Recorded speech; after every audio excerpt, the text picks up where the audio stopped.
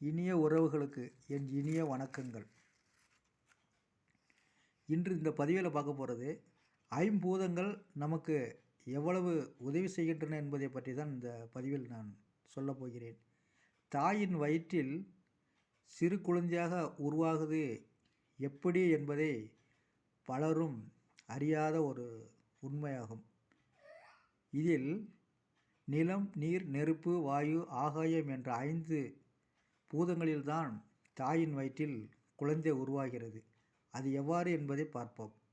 பொதுவாக நிலம் என்ற ஐம்பூதம் முதலில் சிறு குழந்தையாக இருக்கும்போது கருவில் தோல், எலும்பு, மயிர், மாமிசம், நகம் இவற்றை கொண்டு வருவது எல்லாம் நிலத்தின் பண்புகளாகும்.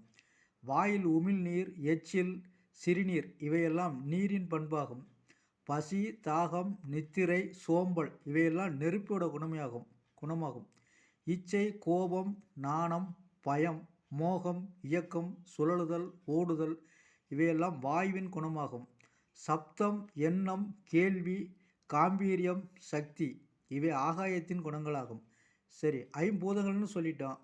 அப்படின்னா கிரகங்கள் எங்கே போகிறது என்று கேட்டோம்னால், நிலத்துக்கு செவ்வாய், நீருக்கு சுக்கிரன், சந்திரன், நெருப்புக்கு சூரியன், குரு, வாயுக்கு புதன், ஆகாயத்துக்கு சனி, ராகு, கேது. ஐம்பூதங்களால் தான் நமது கருவிலிருந்து உடல் உயிர் உருவாகிறது. நமஸ்காரம்.